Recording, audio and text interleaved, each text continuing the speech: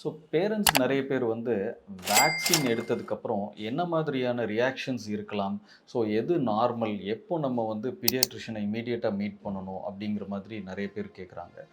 So vaccine அப்படிங்கிறதுல வந்து யூசுவலா 2 type சொல்லுவோம். ஒண்ணு வந்து pain vaccine and painless vaccine. இது யூசுவலா பேரண்ட்ஸ்க்கு வந்து காமனா தெரிஞ்சது தான். டெஃபினெட்லி.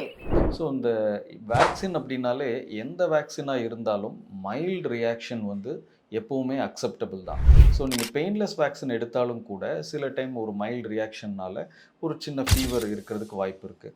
ஸோ யூசுவலாக வேக்சினேஷனில் என்ன மாதிரியான சிம்டம்ஸ் இருக்கலாம் அப்படின்னு சொன்னால், ஃபீவர் சில டைம் இருக்கலாம். சில குழந்தைங்களுக்கு வந்து வேக்சின் சைட்டில் முக்கியமாக அந்த பெயின் வேக்சின் போடும்போது சில ஒரு ரெட் ரியாக்ஷனோ இல்லை ஒரு ஸ்வெல்லிங்கோ இல்லை பெயின் வந்து அதிகமாக இருக்கிறதுக்கு வாய்ப்பு இருக்குது. இது யூசுவலி 24 to 48 ஹவர்ஸில் கம்ப்ளீட்டாக செட்டில் ஆகிடும். ஸோ எப்போ நீங்கள் வந்து இப்போ ஒரு பீடியாட்ரிஷியன் அட்டென்ஷன் இமீடியட்டாக சீக் பண்ணணும் அப்படின்னு சொன்னால், அந்த வேக்சின் சைட்டில் ஏதாவது சீல் கட்டி எதுவும் ஃபார்ம் ஆயிருக்குமா அப்படிங்கிற டவுட் இருந்தாலோ, இல்லைன்னா குழந்தைங்களுக்கு வந்து ஒரு ஹை கிரேட் ஃபீவர் 102, 103 இந்த மாதிரி ஒரு 24 ஹவர்ஸ்க்கு மேலேயும் பெர்சிஸ்டன்ட் ஹை ஃபீவர் இருந்தது அப்படின்னு சொன்னாலோ, இல்லை குழந்தைங்களுக்கு ஃபிட்ஸ் மாதிரியான ஏதாவது எக்ஸ்ட்ரா சைடு எஃபெக்ட் சிம்டம்ஸ் எதுவும் இருந்தது அப்படின்னு சொன்னாலும், நீங்கள் இமீடியட்டாக உங்கள் பீடியாட்ரிஷியனை வந்து செக் பண்ணிக்கலாம். தேங்க்யூ.